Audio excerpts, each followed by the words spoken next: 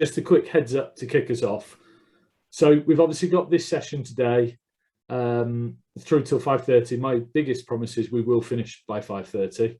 I know how busy your lives are and really appreciate missing on fixtures or family or clubs or whatever it is that perhaps you feel you should be at rather than this. We really appreciate you being with us. So we've got this session today. I want to look at what like reconnecting with your purpose for PE, whether what we talked about when we met earlier in the term still stands true, and then thinking about your priorities for this year. When you come back in January, we're going to do a look at kind of well-being and interventions that can excite the inactive. So almost, I think it's a nice time for New Year's resolution. So I'm going to share a few ideas that I've done before that have worked that you might want to try.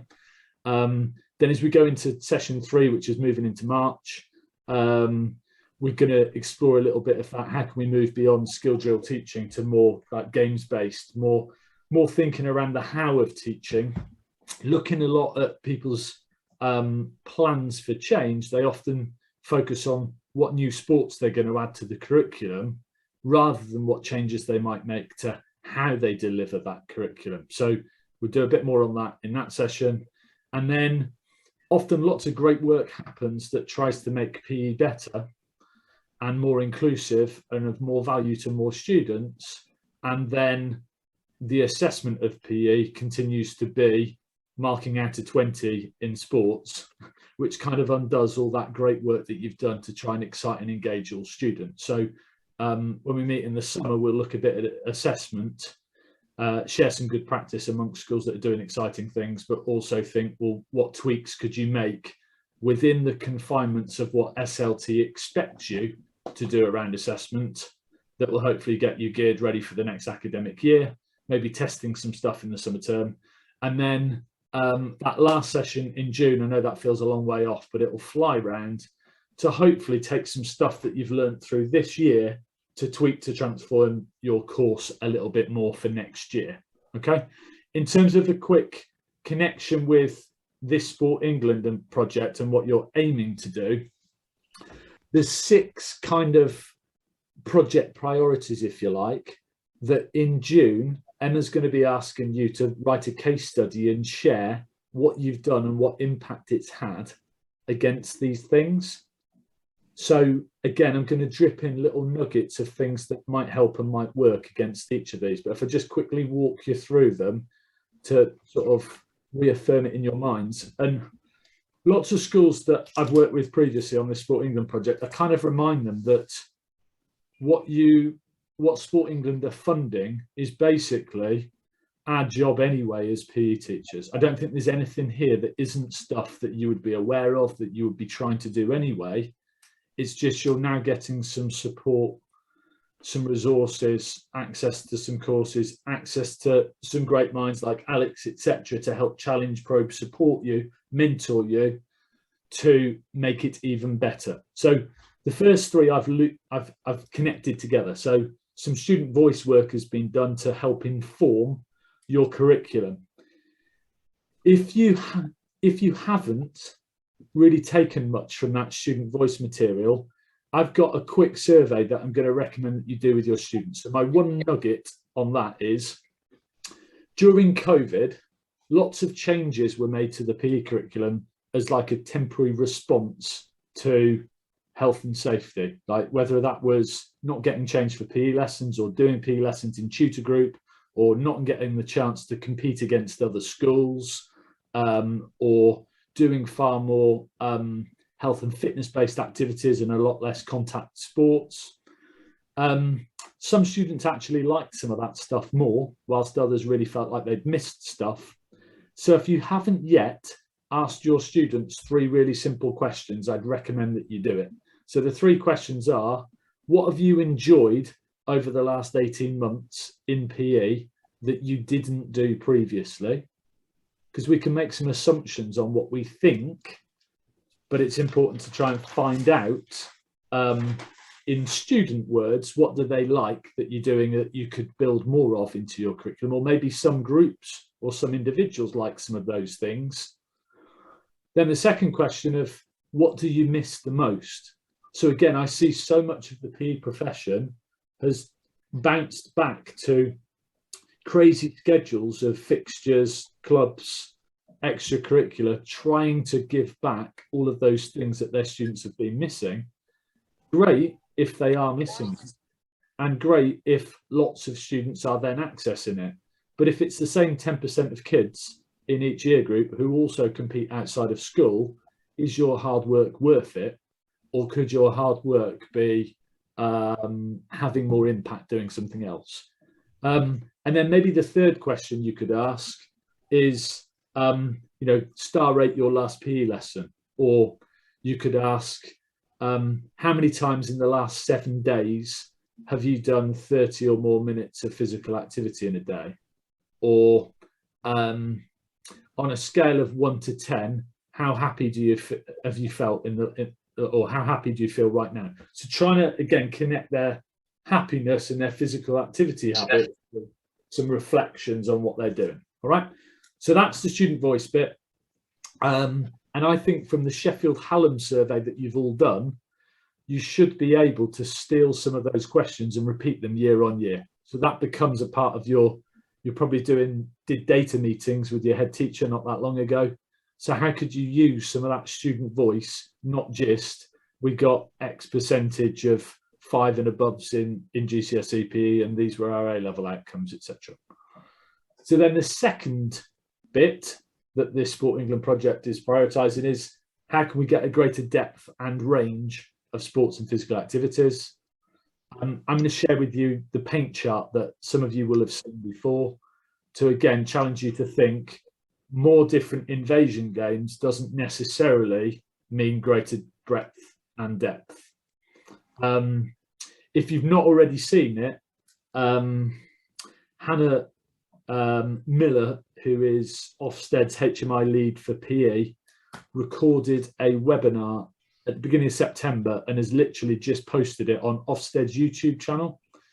If you've got nothing better to do for 20 minutes, listen to how she is articulating the importance of greater depth, not just variety. So I think lots of schools have got into the habit of more of a taster curriculum. They're doing tiny nuggets of so many different things that students don't get the chance to get better at it.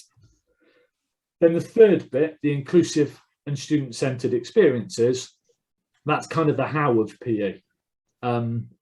Thinking through, we talked about sport enthusiasts and 10% of students being sport enthusiasts, but what about the other 90%?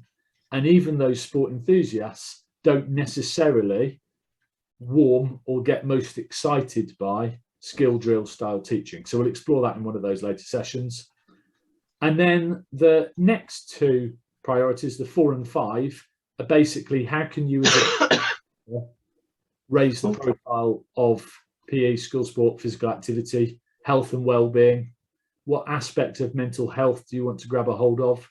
Which aspects of the relationship, sex and health education policy that came in last September are you trying to drive forward? And how can you connect them with whole school issues like attendance, behaviour, broadening life skills, blah, blah, blah, blah, blah. And then the fifth one, so not just your PE staff raising the profile, but other staff across the school recognising that. So a lot of that intel will come from that staff survey.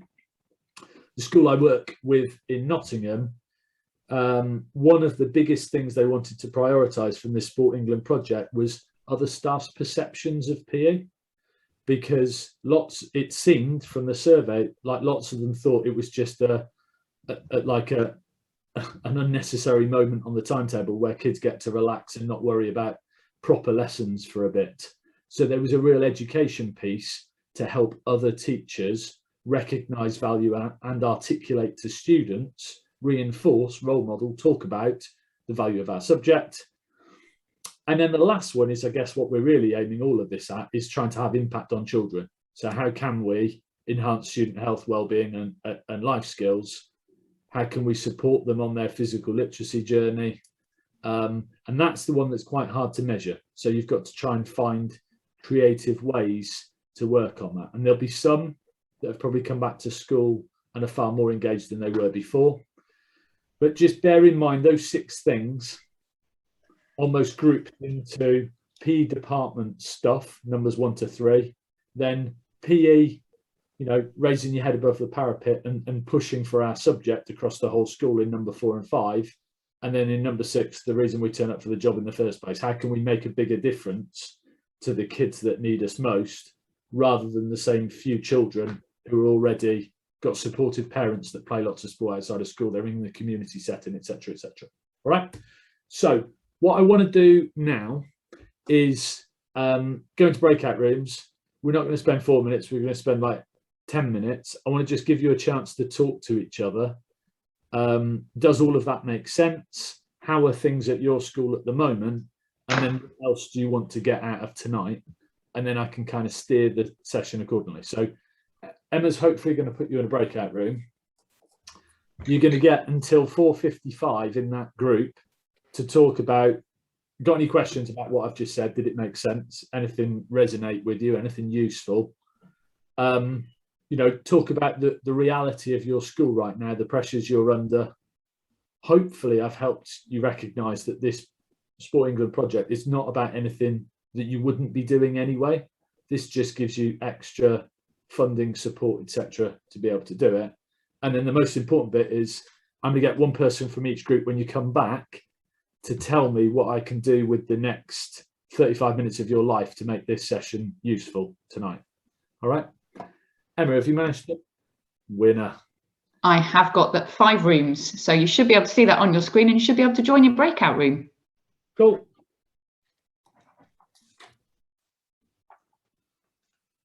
And then possibly pause the recording, Emma.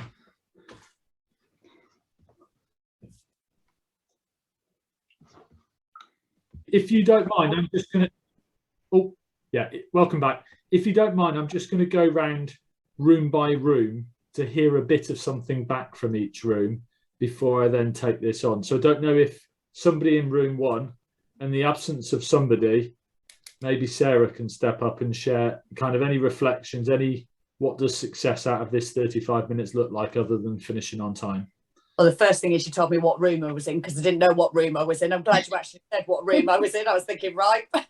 I think the three of us that were in there, we're pretty similar. I think it feels like a reboot opportunity. It's not very often you're ever going to get this opportunity to really look at what we're doing and why we're doing it. And there were things that came out of it. The 2 other schools that we were in, they've dropped 45-minute lessons. And so the impact of changing and rechanging and actually the engagement time in a lesson has been quite challenging. We started to begin to talk about this concept of double periods. We have them at our school where we have enrichment PE and looking at, how do you make the most of those? I think most of us were sort of concerned with, is our curriculum fit for purpose? What are the students actually getting from it? And then more of a holistic view about staffing came up for all 3 schools, this inclusion of other staff, but not just that, but maintaining it. Talk me through that staffing challenge a little bit more. What do you mean? So, non-PE specialists coming to PE? Yeah, we're certainly at our school, we've got 5.5 for 2,000 students, plus we teach 4 different exam courses. So, you can imagine that time is tight. And we, September, October, have a lot of enthusiastic new staff that say they'll come and help with this club and this club and this club. And then when their academic pool begins, they then withdraw that help. So as a department, we're trying to maintain that club or activity because it's obviously started and you don't want to let students down. And it was quite interesting what you said at the beginning about actually, are we doing it for the right reasons? We think we are, because we should be offering as much as we can, but actually the students that are engaged in sport in outside of our school, ideally we don't want to be hitting them again. We want to be picking up students that maybe don't get those opportunities, and it's sort of that perspective of looking at our provision and how we staff it and maintain it without killing each other. Yeah. So when you're talking staffing, you're talking the staffing of extracurricular rather than non-PE staff teaching on the curriculum. Yeah, for us it's a big thing, because our SLTOs come back and say we have enough staff for curriculum time, and technically they're correct, but as we all know now, we almost teach 2 subjects. Certainly if you have an academic, so we have 2 vocational courses and 2 academic courses through the department, then we have this enormous extracurricular requirement that's asked of us, and they require you know, different skills and things, and it's the maintenance of that. And so I guess from a Sport England perspective and a personal perspective from me, the biggest thing I want you to achieve this year through this project is helping remind yourselves and senior leaders that 80% of your job is core PE. Yeah. And just because it goes in a spreadsheet and on an exams analysis for those different vocational and GCSE and A-level courses doesn't mean those kids count more than the others. That's it. I literally have just had this conversation with my SLT link. You know, it's all exam-based, database meetings. Well, Ofsted will still come in and judge me on my provision and, you know, what are we doing? And we all came into the job because we love the sport and you want to have students leading a healthy, prolonged physical activity. So, you know, are we still doing that? Yeah. And so simple things like I mentioned the student survey earlier. Maybe one of the advantages of COVID having happened is kids are now online on your virtual learning environments or whatever they are at school. So a very quick survey can capture some of those sound bites, but also, you know, keeping registers of your extracurricular clubs always felt to me like it was taking me away from interacting with children. So I was resistant to it. But actually, I wanted to try and find a way. So we introduced sports colours. And it was a nice way. Are you participating in clubs and have you represented school? And then we could do some interesting data analysis between that and how well you did with your exams, because there is a connection, like positive, happy people, connected, feeling a part of the school, all the rest of that. So it's valuable. But if we don't find a way to somehow find out who are our debutants, you know, the first time they've turned up to a club or the first time they've represented school, we should celebrate that bigger than anything else. It's why Parkrun was successful or is successful. It's that, you know, feeling that you're a part of something and it gets celebrated and then that next milestone gets celebrated rather than it being those few that are always involved. Sarah, anything else from your group that so it feels like the opportunity to talk to others and bounce ideas and hear what's working for them or what's not. And, you know, curriculum design was certainly a big thing. You know, you talked about it about, you know, just because it's broader doesn't mean it's necessarily better. And it's looking at, you know, what can you offer. We have very few PE lessons in Key Stage 3, whereas one of the other schools had quite an enriched curriculum in year 7 and 8. And it's sort of the balance. How do I make my 1.5 hours a week that my Key Stage 3 get, you know, comparable to a school that's getting 4 hours a week? So yeah, perfect. So the vast majority of these sessions, I might have 1 or 2 nuggets that I'm going to throw at you that are new, but the vast majority of I see my job is connecting you to have good conversations with each other. Yeah. If you want content, you're obviously, you know, you're all signed up on this awesome PE in 5 ways. So what I would love is if when we next join together in January, you found your way to the PE Scholar website, you started the course, and you've worked your way through its 5 modules. So the first one is all about ambitions of PE. So my soapbox moment talking about the purpose of PE, it's in this video. And then there's and basically that little image in the middle there, as you work your way through the course, you'll be able to make your own version of that, which is basically, here's the point in PE at our school on 1 piece of paper. So what I would love is if by the time we come back in January, you've worked your way through that. There's some tasks that you might want to repeat with your department, some tasks that you'll want to do on your own, but then seek their opinion on things. But it'd be lovely if when we get back together in January, you've almost got that as a placeholder for more conversation. So yeah, make your way, and it'll obviously tick you off as you work your way through these things. So there's kind of 4 chapters to each of these 5 A's. So the ambition one, there's a bit of insight, bit of research, bit of practice, and then a chance to review and reflect on what you've got from that module. Then there's one on atmosphere. How do you create the right atmosphere in PE? Then one on kind of teaching styles and the how of PE, different models-based practice, different approaches. Then there's one on assessment. Then there's one on what you just touched on, that, you know, should you do more breadth or more depth of different activities and the pros and cons to both. And at the very end of it, the summary is your chance to basically upload that one-page piece of paper for everyone else who's on the course to see. So if you've tuned in tonight because you want knowledge from me, you're not going to get it. That's where you go to get it. If you've tuned in tonight because you want really good conversations with other people, good, you're in the right place. Room 2. Anyone in room 2 want to share your bit of conversation or any requests for tonight?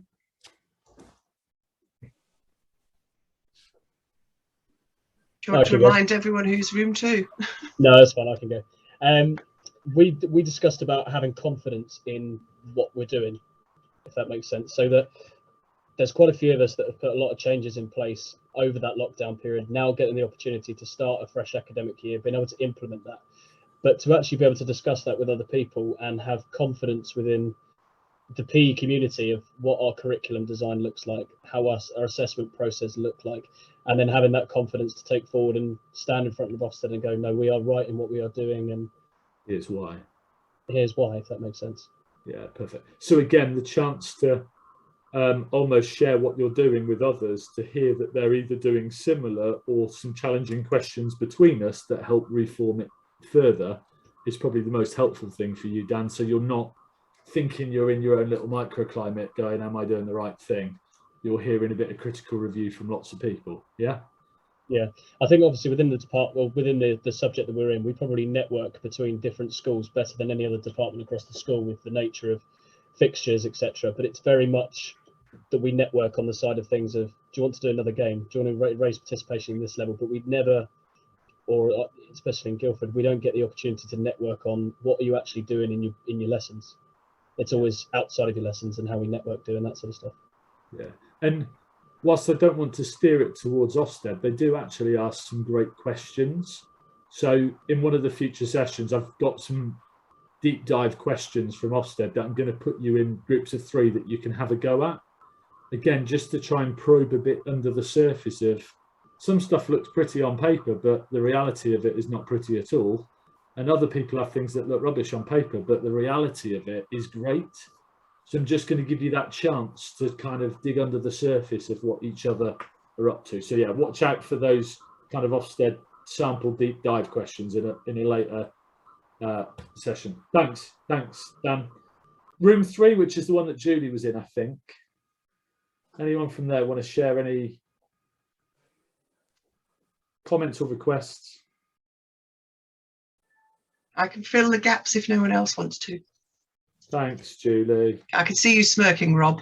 To be honest, everyone shared a few ideas. It did come down to things like student voice and feedback, being interested in how to develop that. Core PE has been brought back. It's structured and they've gone, well, structure and block.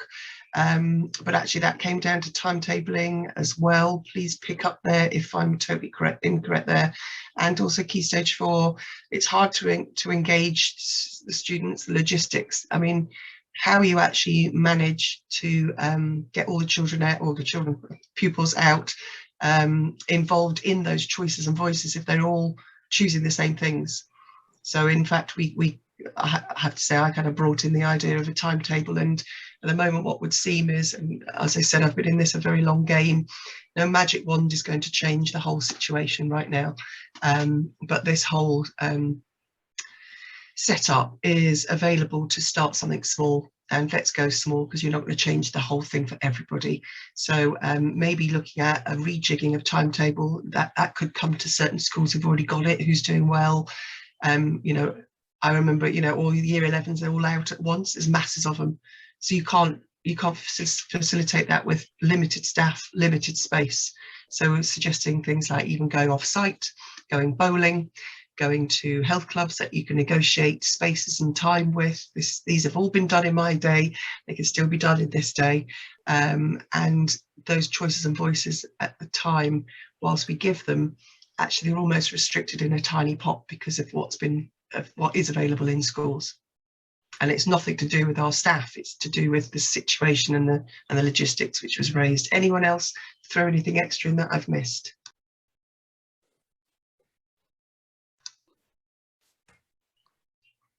Cool. Thanks, Julie. So we need to buy wine for whoever's in charge of the timetable at Christmas to try and get a better deal of logistics for next academic year. Is that what you've basically discussed?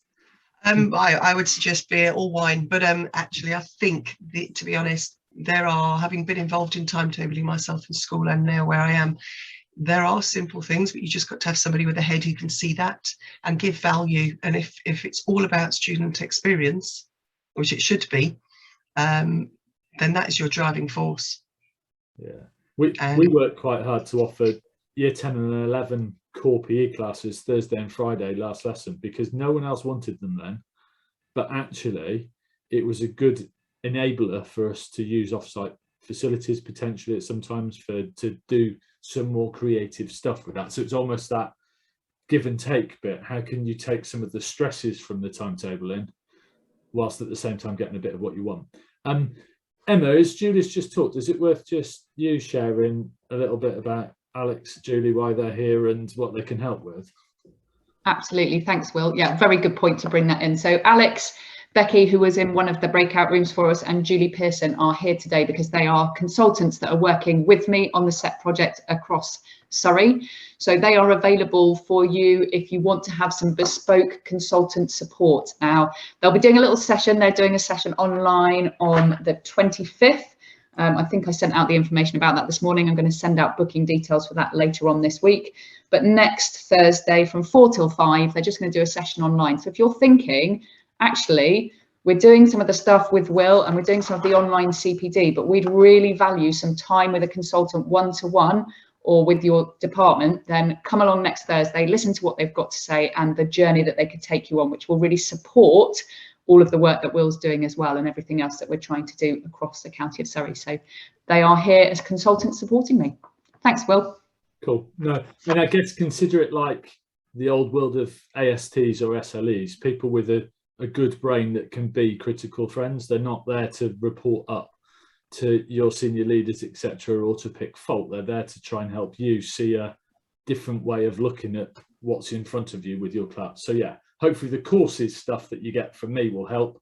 Hopefully these live drop-ins will help in terms of a chance to talk to each other, but just getting a fly on the wall that's been into lots of schools to come and spend a day in your school or a few hours talking to you, they're there for you. All right. Absolutely. And just to say, Will, sorry, I should have said they're both from two different universities. So they are in the network coming across trainee teachers, but also working with lots of schools. So both from two different universities. Cool. All right. Which leaves us with 20 minutes left. So hopefully I've done that quick reminder bit of what this Sport England programme entails, what the different sections of it are.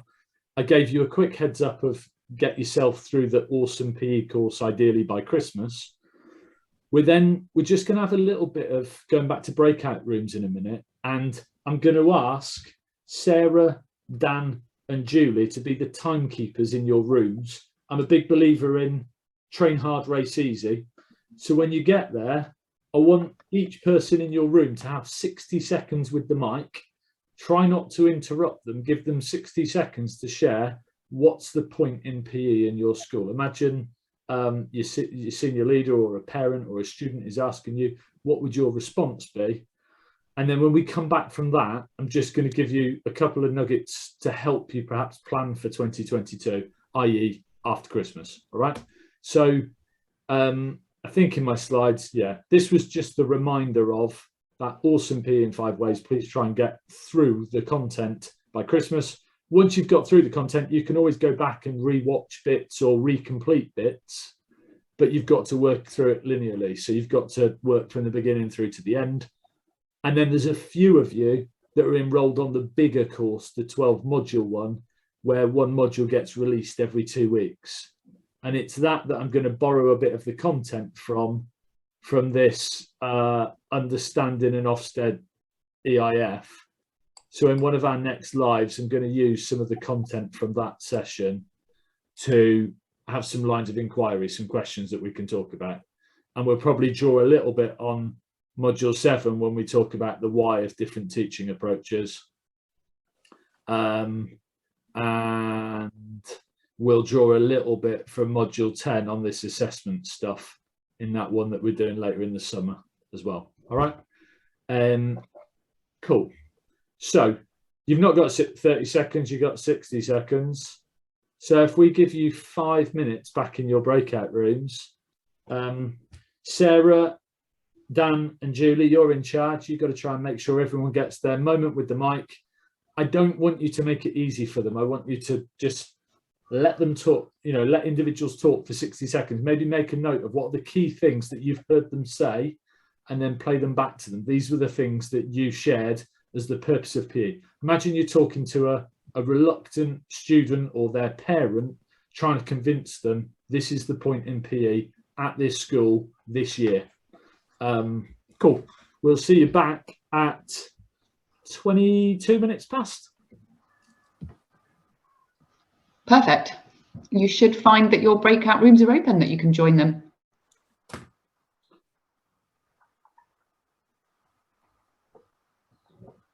I think I lost the Nolans at some point. Oh, did you? So there's no point in asking them to type in the chat box who they are because they've gone. Which does mean that... So I'm not in a breakout room because I joined, because I was in one and I left and I come back. So I'm going to assign you to breakout room 1, James. So hopefully you should be able to join them in there. Has that appeared on your screen, James? Yeah, brilliant. That's where we lost the Nolans from. Pause the recording. I think if you were a parent or a student that didn't see the point in our subject, or a senior leader or an inspector or a whoever, I think something similar to this as a visual can tell a strong story, but it's got to make sense in the moment to the students at your school. So trying to co-construct it with staff and students in your school is a part of what I think this year is about. So trying to work with people to come up with something meaningful and memorable that connects them with the purpose of PE in your school. Anyone ever done a 360 review? So we're getting close to Christmas, and I tend to do one every Christmas. It's something that I found in the world of the real world rather than the school world. Anyone ever done a 360, and what do you understand by a 360? Come on, somebody talk to me. Or ever heard of it? I have. We've done it both with students and staff at a previous school. So we get them to kind of review their PE lessons that they've done throughout the term to see whether we're hitting the right areas or not. It isn't the school that I'm working at the moment, it was a previous school. And then also with staff as well, to all the way through from, we've got trainee members of staff in the department, and all the way through obviously with additional members that are then SLT at the moment, who have been ex-PE teachers, having a look and kind of training out of, oh, back in my day when we were head of department or whatever. You've got that valuable information, but you've also got the valuable information coming through from the trainees, to be like, well, I've seen this because I've been into so many more lessons from different people. So it's actually been really useful. And we also do it on a termly basis, that we have trainees, senior members of staff going into each other's lessons and having a little look and seeing like pointers that they've got from things. So whether it's a what went well and even better if for every single lesson.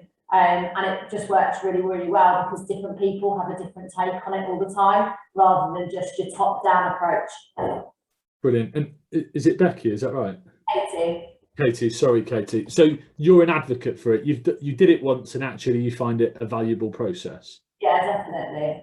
Cool. So lots of schools I've worked in, their performance management or their appraisal is, as you say, a far more top-down model, where whoever your senior leader is, if you're a head of department, or the head of PE, if you're just a PE teacher, like that's the dream, isn't it? Just so typically it's being told what you're good at and what you could be better at by that one person whose perception is more important than everybody else's, and that's obviously simply not true. So if you've never done a 360 before, I think there's two different ways you could do it, and you've described both of them really nicely there. So the one is a 360 review of your curriculum, i.e.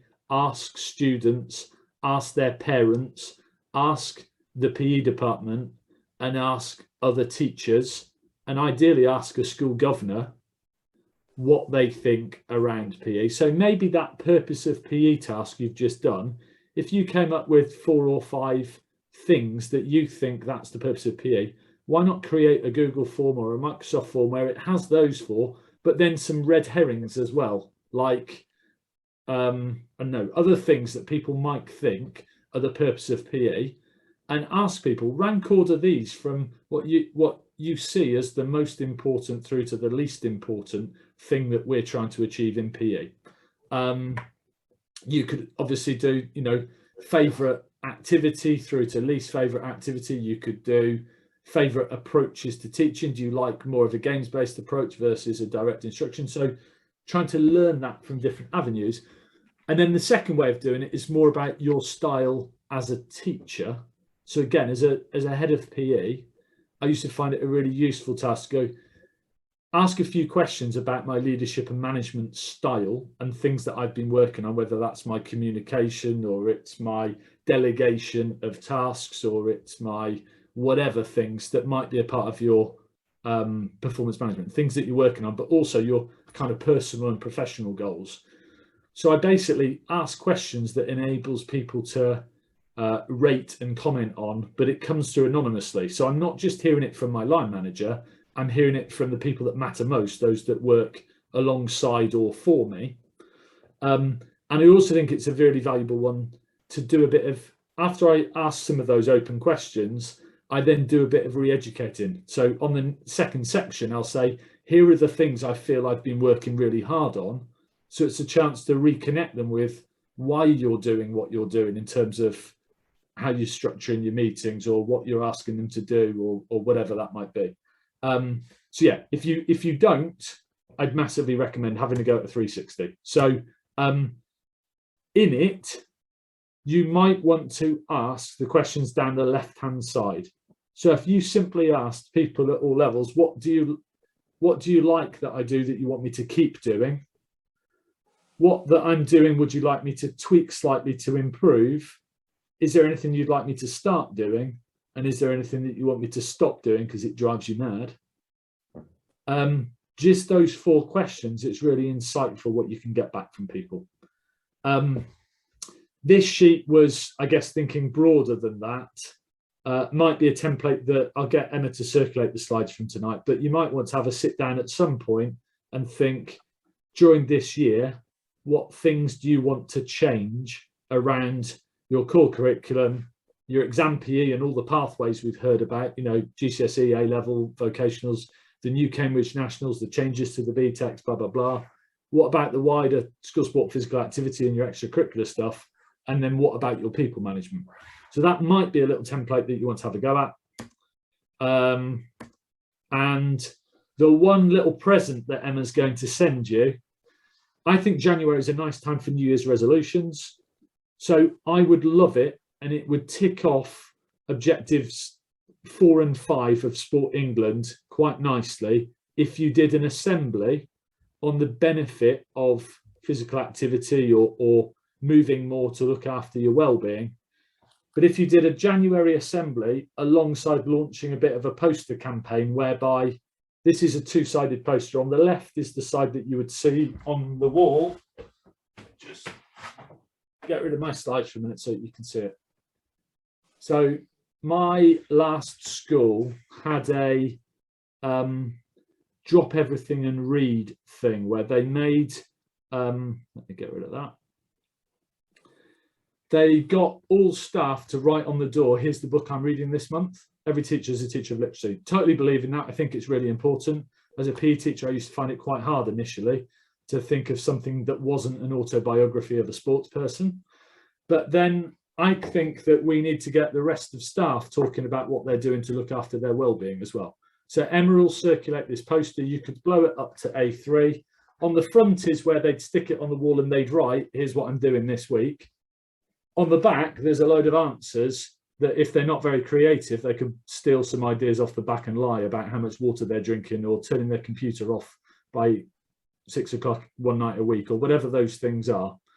So maybe a little campaign from January onwards of every teacher is a teacher of well-being, and if you wanted to go one step further, maybe every time a teacher or a student does something that they think looks after their well-being, they tweet a picture into the school account or something like that, that can really push that idea of, you can celebrate on a notice board. We can see Rob's next to him with nothing on it. That could start to populate with pictures of staff and students who are doing something to look after their well-being. All right. I got that idea from a blog that I wrote from a guy called Joey Faith, who teaches over in Canada. So have a read of his blog, which is Max Your Day's Mural. So if you just typed into Google Max Your Day's Mural, his website is The Physical Educator, guy called Joey Faith. It says it at the bottom, F-E-I-T-H. Read his blog, have a think about and assembly that poster and maybe a display board of not just PE staff and how active you lot are, but what about the rest of the staff and what they're doing to look after their well-being. And that's me, 3 minutes over. I'm really sorry. Cool. Go on, Emma.